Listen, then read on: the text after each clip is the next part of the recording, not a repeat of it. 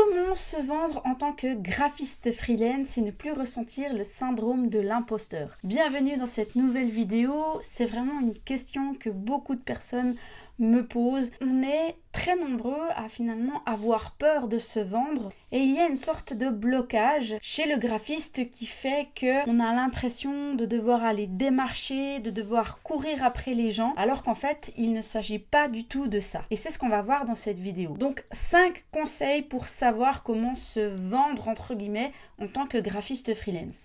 Alors tout d'abord, essayez de prendre confiance en vous. Très souvent, quand on a peur d'aller vers des clients potentiels, eh bien, on a une estime de soi qui est assez basse. Alors tout d'abord, il faut savoir que vous êtes une solution pour vos clients. Vous les aidez à régler un problème.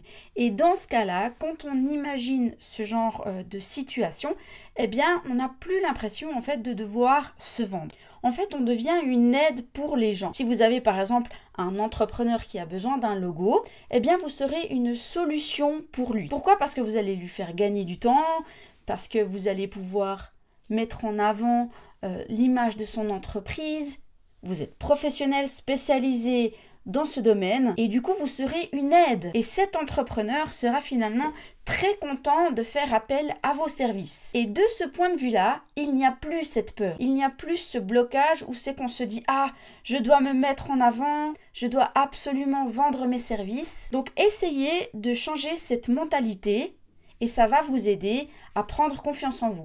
Deuxièmement, ne pas mépriser les petits commencements. On a tous commencé à créer des logos qui n'étaient pas professionnels du premier coup et donc commencez petit. C'est-à-dire faites par exemple des logos pour votre famille, faites des logos pour vos amis, des flyers d'anniversaire et c'est comme ça qu'on débute. C'est comme pour tout, quand on apprend à nager, d'abord on va là où il y a son fond et puis petit à petit, on va là où c'est qu'il y a des eaux plus profondes. Ça peut être un petit peu stressant, mais quand on reçoit des retours positifs des clients qui sont contents d'avoir un beau logo, eh bien, ça augmente notre confiance en nous. Essayez de demander l'avis de votre entourage. Prenez un mentor, prenez quelqu'un qui a plus d'expérience que vous et demandez-lui des conseils. Ça va vous apprendre des choses et ça va vous permettre finalement de prendre aussi confiance en vous. Et quand vous créez n'importe quel visuel, essayez de demander l'avis autour de vous, de leur demander qu'est-ce qu'ils pensent de ce que vous avez créé et ça va vous permettre d'avoir un feedback et de pouvoir améliorer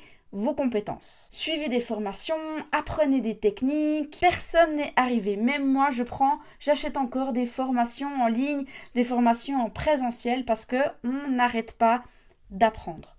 Donc vraiment, essayez de prendre confiance en vous. Ensuite, le deuxième conseil, c'est d'identifier votre niche.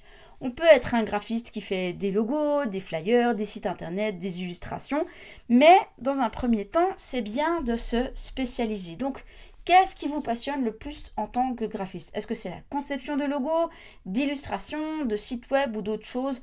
Il y a vraiment énormément de domaines qui sont liés au graphisme. Et donc, essayez d'identifier votre domaine de prédilection et essayez de vous concentrer dessus. Ça va vous permettre de vous spécialiser dans un service et vous serez une sorte de référence pour vos clients potentiels qui, en voyant votre portfolio, vont voir que vous êtes vraiment concentré par exemple sur la conception de logo et du coup ils vont pas hésiter à vous demander à créer leur propre logo. Créez un excellent portfolio. Pourquoi? Parce que ça va montrer en fait à vos potentiels clients de quoi vous êtes capable, votre univers visuel, donc votre portfolio et votre carte de visite en tant que graphiste freelance. Donc c'est vraiment très important.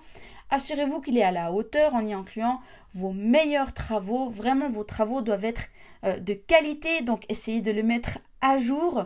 Montrez de la diversité dans vos compétences et mettez en avant vos projets les plus réussis. C'est vraiment très important. Et un portfolio qui est bien présenté peut faire toute la différence lors de la recherche de clients. Donc c'est vraiment très important, c'est votre carte de visite. Donc appliquez-vous, créez un site internet, essayez de mettre vos visuels sur les plateformes de graphistes et montrez vos réalisations. Ça va donner confiance à vos clients potentiels. Quatrième conseil, réseauter efficacement. Le réseautage, c'est vraiment essentiel pour tout freelance. Et donc en vous créant d'abord un réseau, ça va être un petit peu comme un arbre. Tout d'abord vous avez le tronc, donc vous allez commencer à faire un petit peu de publicité autour de vous et puis après hop, vous avez un client et ce client, eh bien ça va vous amener d'autres clients. Donc essayez de rejoindre des groupes de graphistes ou alors d'entrepreneurs, d'indépendants, participez à des événements de l'industrie de votre région et soyez actifs sur les réseaux sociaux. Ça va vous permettre de vous créer un réseau. Essayez de faire savoir aux gens que vous êtes disponible pour des projets et établissez des relations professionnelles solides. Personnellement, j'ai des clients que j'ai depuis plus de 15 ans et donc c'est eux qui m'amènent aussi d'autres clients et je ne fais plus de publicité depuis déjà très longtemps parce que j'ai des clients qui reviennent et reviennent encore. Valorisez vos services. N'ayez pas peur de fixer des tarifs compétitifs pour vos services, mais assurez-vous également qu'ils reflètent la qualité de votre travail. Au début, vous pouvez faire des petits prix, bien sûr. Quand on débute, eh bien forcément, on ne va pas demander un prix assez onéreux. Mais petit à petit, augmentez vos tarifs, bien sûr, pour ne pas rester à 50 € le logo, par exemple. Bien sûr, ce n'est pas viable parce que le but, c'est vraiment de pouvoir vivre de votre activité. Et plus vous allez monter en qualité, plus vous allez, bien sûr, augmenter vos tarifs. Offrez des options de tarification flexibles et mettez en avant la valeur ajoutée que vous apportez à vos clients. Du moment que vous aidez vos clients à gagner du temps, à gagner en professionnalisme, en qualité, eh bien, ils vont pouvoir voir ces plus-values et du coup, ils ne vont pas hésiter à vous demander des devis et puis, voilà, essayez de mettre en avant ces valeurs ajoutées et cela va pouvoir justifier vos tarifs. Alors la conclusion, vous ne vendez rien, vous aidez vos clients et cette approche va vous aider à débloquer cette peur de devoir vous vendre ou alors cette peur de l'imposteur parce que bien sûr, on peut être graphiste bien sûr en suivant des études, mais il y a énormément de graphistes freelance qui sont autodidactes et qui n'ont pas forcément suivi de formation. Et du coup, ces graphistes autodidactes, eh bien, ils offrent des solutions à leurs clients. Donc, n'ayez pas peur de mettre en avant vos solutions, votre aide. La clé du succès réside dans la qualité de votre travail, votre réseau professionnel et votre capacité à mettre votre travail en avant. Donc, augmentez la qualité de votre travail, créez-vous un réseau professionnel qui se développe encore et toujours et puis bien sûr mettez en avant vos travaux à travers un portfolio de qualité. Si vous voulez aller plus loin dans le graphisme et devenir graphiste freelance, accédez gratuitement à ma formation gratuite sur les bases pour devenir graphiste freelance. Il vous suffit de cliquer sur le premier lien dans la description ci-dessous et moi je vous dis à bientôt dans une prochaine vidéo. Ciao!